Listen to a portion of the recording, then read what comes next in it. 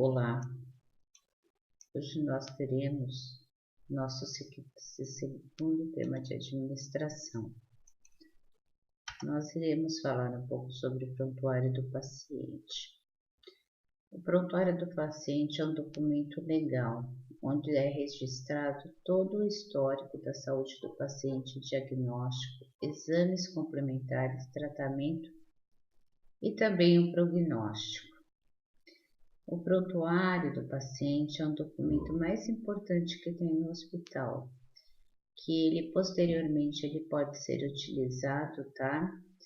Quando requerido ou por um familiar de primeiro grau, ou também, né, se o familiar quiser entrar com uma ação judicial. Ele deve ser utilizado para prestação de assistência. Deverá ter todos esses registros contidos nele, tá? Para aspectos legais, como eu falei, se o familiar quiser entrar com uma ação legal, administrativos, de pesquisa e também ensino, e a própria assistência, o apoio e o diagnóstico e epidemiologia. Nesse conjunto desses documentos, tá? Todos os profissionais da área de saúde que prestam assistência direta ao paciente devem fazer as suas evoluções e anotações. O enfermeiro, o médico, auxiliar, o técnico, o fisioterapeuta, a nutricionista, assistente social, psicologia, todos eles devem fazer as suas anotações desde que esteja cuidando daquele paciente, né? As funções desse prontuário, né, que antes falava prontuário médico, que não é prontuário do médico, é prontuário do paciente, pertence ao paciente, né? Primeiro é ter uma assistência, né? Pesquisas para ensino também, administração de forma legal, epidemiológicos de formas internos e externos, e o apoio também durante todo o diagnóstico, onde a gente vai ter que anotar tudo que é pertinente, o que foi realizado àquele paciente. Basicamente, o prontuário do paciente é composto de uma ficha de internação com dados pessoais, endereço, de admissão médica, que é como qual é o estado clínico dele no momento da admissão, e geralmente eles põem HD, que é a hipótese diagnóstica, né, enquanto eles não têm certeza do diagnóstico. O diagnóstico admissional, que é a hipótese diagnóstica, ficha da evolução médica diária, né, com os registros de todas as evoluções médicas, exame físico, que é feito tanto pelo enfermeiro como pelo médico, e todas as condutas terapêuticas, né? Quando está com uma conduta, por exemplo, um antibiótico e é mudado para outro antibiótico. Ficha de admissão de enfermagem, do estado clínico dele no momento da admissão, do diagnóstico de enfermagem, se ele vem com alguma lesão de casa, se ele é diabético, se ele é hipertenso, se ele tem alergias, né, de algum medicamento. A evolução de enfermagem, tá? Que é feito pelo enfermeiro, que ele vai fazer um exame físico, cefalocaudal, para poder fazer uma proposta de uma assistência de enfermagem, que vai existir uma prescrição de enfermagem. A prescrição médica deve ser diária, com a conduta dos medicamentos e dos exames. Prescrição de enfermagem também diária, o que deve ser feito, os banhos curativos, as mudanças de decúbito também precisa ser feitas, e daí por diante, cuidados com sondas, né, catéteres, fichas de evolução multiprofissional, como eu falei, da nutrição, da fisioterapeuta, do fono, da psicologia, da assistente social e qualquer outro profissional que esteja atuando na assistência desse paciente. Se for para cirurgia, ter ficha pré-anestésica com avaliação do anestesista antes do procedimento, ficha pré-operatória de enfermagem com as condições que o paciente está sendo encaminhado para o centro cirúrgico, né? Se ele já foi feito tricotomia, se foi passado sonda, se tem algum catéter, como está a pressão desse paciente, a glicemia, se é alérgico a alguma medicação. Ficha transoperatória, que é o registro no momento em que ele está fazendo a cirurgia, como está fazendo essa cirurgia, o que está acontecendo naquela cirurgia. Ficha cirúrgica, descrição médica de todo o procedimento que é realizado lá no ato cirúrgico. E ficha anestésica, com registro do procedimento anestésico, se foi uma anestesia geral, local, um bloqueio, né? Se foi uma RAC, se foi uma peridural, qual o tipo de anestesia.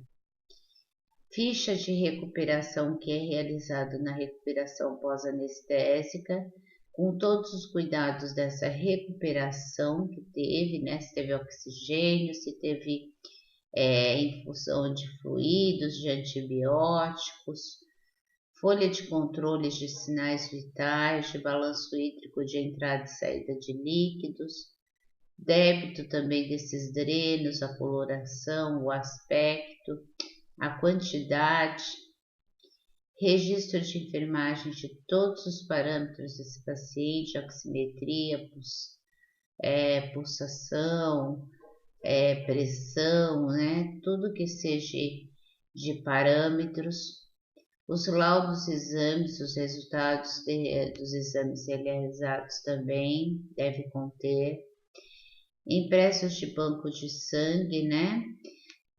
Quando o paciente recebe aquele sangue, né, para constatar que recebeu aquele sangue, qual o tipo de sangue que ele que recebeu, o resumo de alta, né, o resumo de alta ou para casa ou, né, de transferência para uma outra instituição, né, quando o paciente sai. Orientação pós-alta, né, que é da saída hospitalar, dos remédios que ele vai tomar, dos cuidados que eles vão tomar, ou com uma ostomia, ou com uma sonda, ou os medicamentos que ele vai ser utilizado, os laudos de esterilização, de registro de esterilização dos instrumentos, quando houve procedimento cirúrgico, né, que geralmente existem umas etiquetas que são, né, que elas mudam de cores, né, quando tem uma boa esterilização, e o prontuário deve ser de responsabilidade de todos os usuários, de todos os profissionais. Os cuidados básicos desse prontuário: escrever sempre com letra legível, assinar, datar, colocar o horário e o número do registro profissional juntamente com o carimbo profissional. Nunca rasurar, porque lembre-se que é um documento, né, que pode servir posteriormente para ação judicial. Não deve ser rasgado, não deve ser amassado, nunca deve perder nenhum impresso, não alterar nenhum registro e anotações de outros profissionais ou datas também, não utilizar papel carbono, tem que ser, a folha deve ser o que dá íntegra, sem cópia, não usar corretivos porque perde a validade, utilizar sempre caneta, né, com tinta porosa, né, com tinta ou azul ou preta, e algumas instituições à noite faz vermelho, depende da instituição. Não utilizar marcadores de texto, tá? Seguir padronização de cor de caneta estabelecida pela instituição, como eu falei. Se for durante o dia, pode ser cor preto ou azul e à noite vermelha, depende de cada instituição. A anotação de enfermagem, né, deverá ser feita pelo pessoal da enfermagem, pelo profissional que prestou a assistência direta ao paciente. Logo após a realização desse procedimento, a gente nunca deve anotar antes do procedimento. Por exemplo, anotar, foi administrado o comprimido via oral tal. Aí você chega lá no quarto, o paciente não aceita e como fica, né? Vai rasurar. Então, só depois da realização do procedimento. Toda anotação deve constar de data, horário, nome legível, com o número do corém e do carimbo. Lógico, se você tem o carimbo, você não precisa pôr o número do corém, que já vai estar, né, com carimbo. A anotação refletirá no cuidado prestado à situação do paciente no momento, sem a utilização de diagnóstico médico. O que acontece? Tudo que você prestou cuidado, você vai ter que anotar. Porque a maior parte das pessoas fala assim, trabalha naquele paciente o dia inteiro e fala assim, não tive tempo de anotar. Isso é um erro muito comum. Porque o que acontece? Primeiro, dá a impressão que você não prestou cuidado nenhum. E segundo, se precisar de pegar esse prontuário para uma ação judicial, não tem como você provar que você prestou aquele cuidado. Temos os exemplos aqui de anotação de enfermagem, 10 horas. O paciente aceitou de jejum. Aí o nome e o corém. Aqui eu pus o número do corém, mas porém, se tiver o carimbo, só o carimbo. 11 horas, paciente refere dor de cabeça. Por que eu pus dor de cabeça e não cefaleia? Porque ele refere, né? Ele não vai referir cefaleia, ele vai referir dor de cabeça. Feito medicação conforme item 5 da prescrição, pode ser qualquer analgésico, tá? Nome e corém. Aqui às 10 horas, tá? Seria aqui um erro que eu coloquei de propósito. Porque o que acontece? A anotação ela tem que ser em ordem cronológica. Se, né, esse paciente, 11 horas eu fiz a medicação para cefaleia, então essa medicação para hipertensão, ela teria que ser lá em cima às 10 ou teria que ser 10h30 ou depois dessas 11 horas.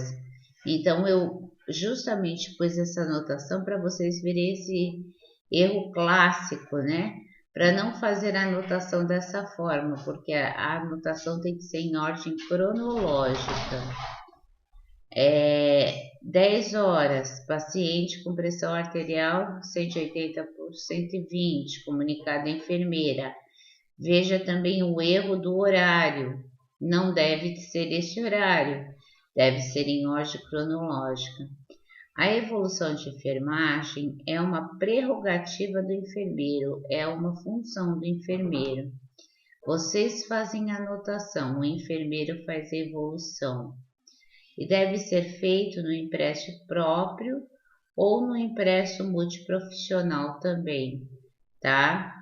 E caso o enfermeiro também precise fazer alguma anotação, ela pode fazer a anotação também no formulário de anotação de enfermagem. Nós temos, além do prontuário de papel, hoje em dia nós estamos usando muito prontuário eletrônico, né? Que é uma ferramenta fundamental para os médicos e todos os profissionais de saúde e os gestores de hospitalares para poder controlar de maneira mais eficiente todas as informações pessoais e administrativas relacionadas a esse paciente e a economia do papel também. O gestor está através do prontuário eletrônico, pode conhecer os custos lucros, prejuízos ocorridos também, dentro de um determinado período de tempo. Os recursos materiais e humanos também, alocados assim como utilizá-los como fazer previsão de investimento a médio e longo prazo. Sobre a ética, existe, entre outras coisas, sempre o sigilo e a privacidade das informações do paciente. Por outro lado, o mau uso da informática vem facilitando o extravio do seu acesso indevido e também o que? Os sistemas que utilizam redes de computadores que usam esses dados, ficam esses dados mais vulneráveis, que a gente tem os hackers, né? E acessos também não autorizados. Cada funcionário vai ter sua senha de manipulação daquela rede, que vai ser constada naquela rede e identificada quem mexeu naquele prontuário. A facilidade de alteração de dados e registro eletronicamente traz também perigos adicionais, como da vida e do bem-estar dos pacientes. O prontuário eletrônico ele pode ser definido como registro clínico, administrativo e informatizado da saúde e da doença desse paciente, desde o seu nascimento até a sua morte, dentro de um sistema, tá? Que vai apoiar os usuários, disponibilizando todo o acesso completo conjunto de dados corretos, alertas de sistemas de apoio à decisão também, como o que deve ser feito com aquele paciente. Deve conter também informações pessoais, histórico familiares, doenças anteriores, hábitos de vidas, alergias, imunizações, medicamentos que o paciente faz uso, como se fosse com de papel, só que vai ser eletronicamente, né? Esse prontuário. As vantagens, né? Possibilidade de compartilhar as informações de uma forma muito rápida. Aumento da eficiência dos processos clínicos, né? Já faz um raio-x e esse raio-x já sai na tela do computador. Redução também dos erros assistenciais. Acesso mais veloz aos problemas de saúde e intervenção que possa ter. Disponibilidade remota, quer dizer, eu posso estar aqui, mas eu posso ter um acesso, né? Posso estar no andar, no segundo andar, mas eu posso acessar remotamente lá do 10º andar. Flexibilidade do layout dos dados, uso simultâneo de vários profissionais, legibilidade absoluta, ele é legal. Eliminação da redundância de dados de pedidos de exames, como quem diz, eu peço exame de hemograma, vem outro, pede outro exame de hemograma. Fim da redigitação das informações, né? Que antigamente tinham que ser microfilmados, redigitados, guardados, já está fazendo um serviço só. Integração com todos os outros sistemas de informação. Contudo, ele é todo ligado em rede. Processo contínuo também desses dados, que sempre está atualizando. Organização mais sistemática, então, tem um sistema para ser organizado esse prontuário, não fica com perda de papel, com rasuras, com mais nada. Acesso sempre ao conhecimento científico, tá? Que consequentemente melhora o processo de tomada das decisões para o tratamento do paciente, melhoria da efetividade desse cuidado e, né, certamente contribui, né, para a obtenção de melhores resultados de tratamento. Possível redução de custos, papel, principalmente, né, e também arquivos indefiníveis em salas, né, que fique guardado, né, por anos, E chamar atenção sempre para os detalhes, permitir a pesquisa também do sistema de buscas desse paciente. Desvantagem que nós temos é o quê? É necessariamente grandes investimentos. Eles são caros, né, os processos, tanto do hardware, do software e também do treinamento do funcionário. Ele requer um custo dispendioso. Resistência dos profissionais de saúde também, principalmente quem não sabe usar, né, o computador, não sabe a informática. Demora em se obter reais resultados na implantação também, porque requer um tempo bem hábil, programação de redes, de todo o acesso. Pode ser também sujeito a falhas dos hardware, redes, softwares, deixando sempre inoperante quando a gente fala, não está funcionando, caiu o sistema, né? Pode acontecer. O uso também de acesso indevido. Pode colocar a questão da confiabilidade e segurança dessas informações do paciente em risco. Quanto à segurança, a integridade desse processo assegura os recursos de dados que não sejam alterados por entidades não autorizadas. Só quem pode mudar é quem tem a própria senha, que é confidencial. Confidencialidade necessária de proteger todas essas informações, tá? De forma a não serem vistas por qualquer uma ou qualquer outra pessoa. Disponibilidade de acesso ao sistema para os usuários que são autorizados e requerem a senha. Autenticação de processo pelo qual a identidade de uma pessoa pode ser verificada, quer dizer, é o seu José tal. Autorização a associar uma identidade a uma lista de direitos, privilégios ou áreas de acesso que possa ter. Quem vai poder ter esse acesso a esse prontuário? Não repudiação ou legabilidade, quando alguém não pode negar a autenticidade do documento, a sua assinatura e o seu envio. A assinatura é sempre virtual, tá?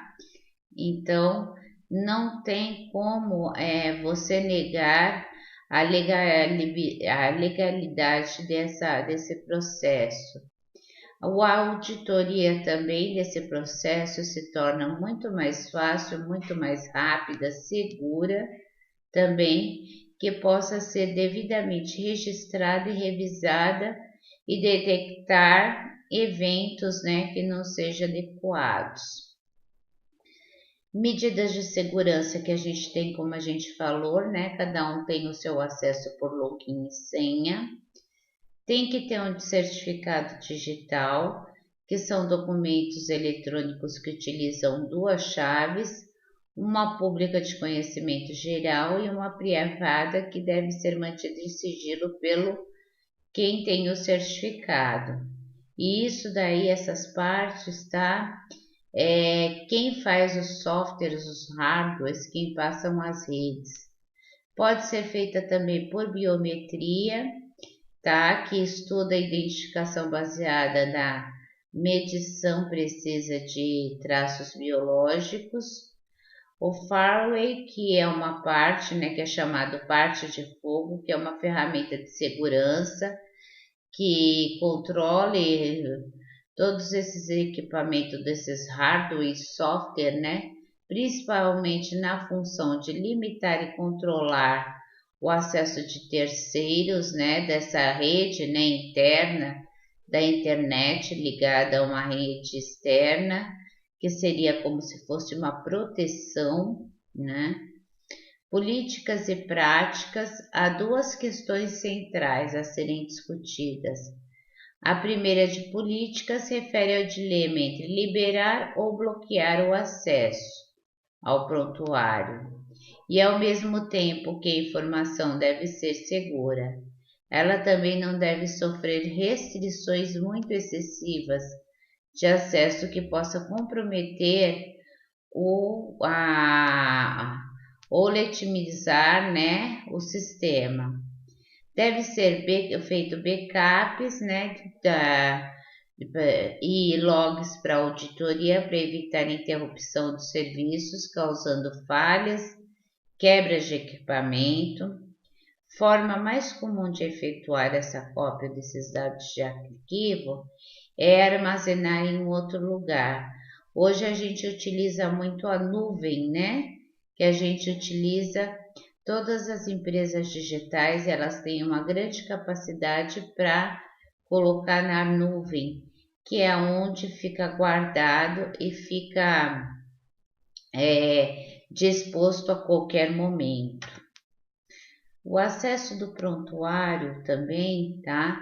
É um documento do paciente preenchido pela equipe assistencial. Permanecerá sempre pela guarda do hospital.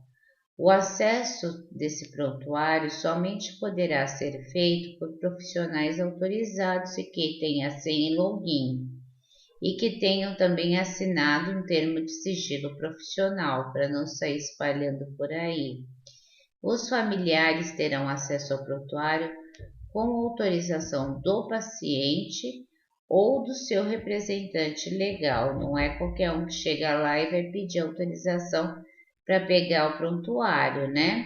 Se for incapaz, do seu representante legal. Se o paciente for capaz, sobre a sua autorização. Em caso de óbito, o prontuário poderá ser solicitado pelo representante legal e a apresentação de atestado também de óbito, tá? O prontuário deve estar sempre acessível que houver necessidade, podendo ser impresso ou na forma digitalizada, pode ser dessas duas formas. E o prontuário eletrônico, gente, ele não tem tempo de guarda, ele é eternamente guardado, tá? O prontuário de papel, com exceção de ação judicial, ele era guardado até 20 anos depois microfilmado. Temos alguns exemplos aqui de admissão do paciente. Admitido no setor às 11 horas, deambulando, acompanhado da mãe para tratamento clínico de amidalite, apresentando os seguintes sintomas: dor de garganta, dificuldade de deglutição, hipertermia, cefaleia, calafrios, dor na nuca, entre parênteses. Por que dor na nuca, entre parênteses? Porque o paciente referiu que se fosse a gente falar, seria cefaleia, né? Em região occipital. Sinais vitais PA de 110 por 80, temperatura 38, relata apresentar sono agitado, alimentar-se pouco, não fazer uso de medicações e não apresentar reações alérgicas, não ser tabagista nem etilista, apresentar evacuações e diureses diárias e há mais ou menos 6 anos apresentou infecção urinária, sendo realizado apenas tratamento clínico, apresenta ressecamento da pele dos membros inferiores e superiores, solução de continuidade nos lábios, apresenta, né, presença de placas e também na garganta, né, na região das amígdalas, acompanhada de dor, dificuldade de verbalizar, a tumefação dos gânglios, né, que na região do sistema cervical. Foi instalado soroterapia no dorso da mão, do membro superior esquerdo, tem que colocar, tá? O local, dorso, braço, antebraço. Encontra-se em repouso no leito, né? Aí, que é o fulano é o nome dele, aos cuidados do enfermeiro tal e o carimbo dele. Um exemplo de alta hospitalar, 4/6/2020, às 10h30, o paciente GMCS recebeu alta hospitalar após reavaliação médica e melhora clínica. Deixou o setor por volta de 11 horas, consciente, orientado e deambulando, acompanhado da mãe no momento da alta com os sinais vitais, né, que está proposto ali, sendo fornecido orientações quando a troca diária do curativo, que a gente deve orientar, lembra-se, oclusivo, localizado na região dorsal do pé do membro inferior esquerdo, mantendo sempre limpo e seco, evitando atividade física e exercícios excessivos, fazendo uso correto das medicações prescritas e sendo prescrito inclusivamente horário das doses e retornar ao médico em 7 dias para avaliação. Nome do profissional e assinatura. Esse é um outro exemplo de alta. Aí aqui nós temos um exemplo de admissão. 10 horas admitida na unidade proveniente do PS, deambulando e acompanhada pela mãe, né? A pressão, temperatura, orientado quanto às normas do setor, o nome da pessoa e o porém, ou, né, o carimbo. A ordem cronológica que eu falei para vocês. 10h30, realizado a punção venosa em dorso de mão esquerda com gel com número 22, conforme prescrição de enfermagem. Está lá do item 1 e 2, tá? Nome da profissional e corém. 11h30, mensurado temperatura, relata ter aceitado toda a dieta, o almoço, profissional, corém. 14, instalado item 3 da prescrição médica, nome e corém. 14:10, solicitado auxílio para ir ao banheiro, apresentou diurese com coloração concentrada, nome e corém. 14:30, apresentou temperatura, comunicou a enfermeira, né? Que é a enfermeira Maria de Lourdes. Aí vocês vão ver aqui, né? Doutora. A enfermeira, ela tem o título de doutora, tá, gente? Maria Joana de Tal. 14:45.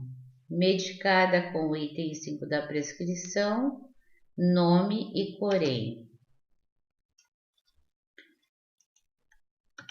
Aí nós temos um exemplo de transferência interna do paciente, né? Interna é dentro da instituição. 25/9/2016, às 16 horas, o terceiro dia, né, de internação hospitalar. O paciente ABC, que a gente nunca escreve o nome nesses casos assim, né, aqui nos exemplos, de 6 anos. Quarto 18, leito 42, foi submetido à transferência do leito, foi encaminhado para o quarto número 15, leito 23, por solicitação da doutora Patrícia, após o paciente apresentar aumento da dispneia e queixa de calor constante e sudorese intensa, e leito pouco arejado. Após a liberação do leito, foi transferido em maca, consciente, orientado com sinais vitais, aí diz como estavam os sinais vitais, com acesso venoso salinizado no membro superior direito, sendo acompanhado pela mesma enfermeira da unidade. Aqui, gente, eu coloquei um vídeo de apoio, um vídeo para vocês aumentar o conhecimento de vocês de vantagem e desvantagem do prontuário, o prontuário do paciente para profissionais de saúde. E aqui, esse link aqui em PDF, tá? Então, o prontuário e a anotação de enfermagem, que ele está em PDF, que é dicas do paciente, prontuário do paciente. E essas são as atividades propostas para a aula de hoje. Agradeço a presença de vocês. Obrigada.